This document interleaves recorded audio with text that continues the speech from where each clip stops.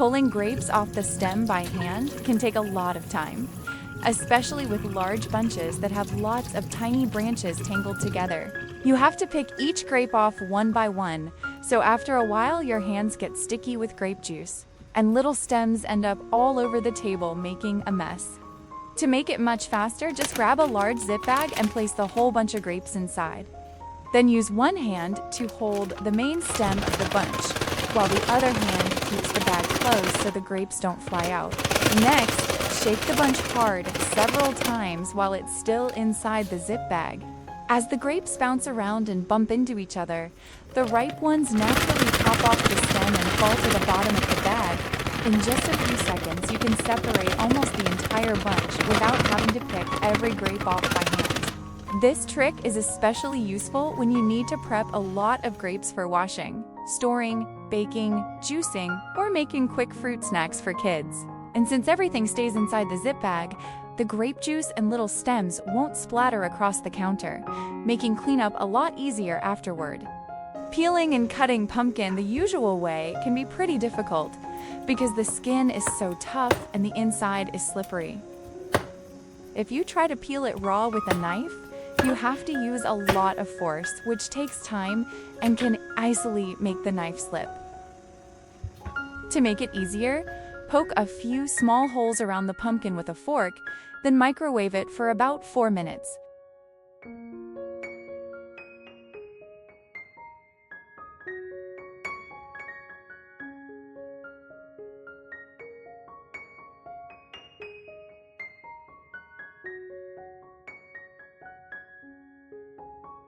The heat softens the skin and makes the flesh inside less firm as well.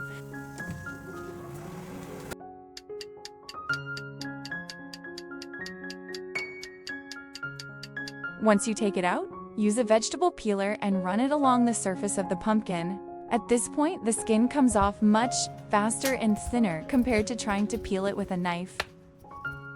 It takes a lot less effort and also prevents you from cutting away too much of the pumpkin flesh.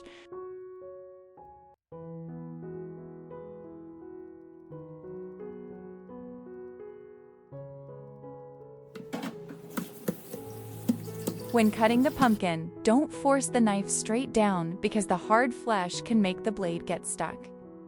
Instead, plant the tip of the knife first, then gently rock the handle back and forth in a curved motion.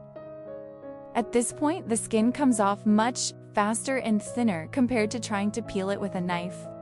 This method makes prepping pumpkin much faster, safer, and a lot easier on your hands, especially when you need to prepare a large amount for soups, steaming, or baking.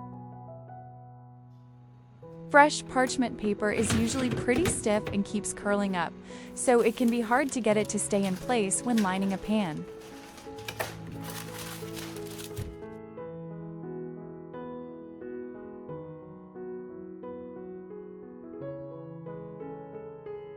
Especially with square pans or deep corners, the paper tends to puff up, fold over, or stick out, which can make batter or food spread unevenly. To make parchment paper easier to shape, run it under water and gently crumple it up like a scrap piece of paper. Don't worry about it tearing because parchment paper stays surprisingly strong even when wet. Then unfold it again and give it a little shake. At this point, the paper becomes much softer and more flexible, almost like thin fabric, so it easily molds into the sides and corners of the pan. That means you won't have to make lots of cuts or struggle to hold the paper down while pouring batter or placing food into the pan. Picking herbs off by hand can take a lot of time, especially when you need to prep a big batch for cooking. A lot of herbs have thin stems and tiny leaves, so after just a few minutes, your hands can start to get tired, and the leaves can easily get bruised or scattered all over the counter.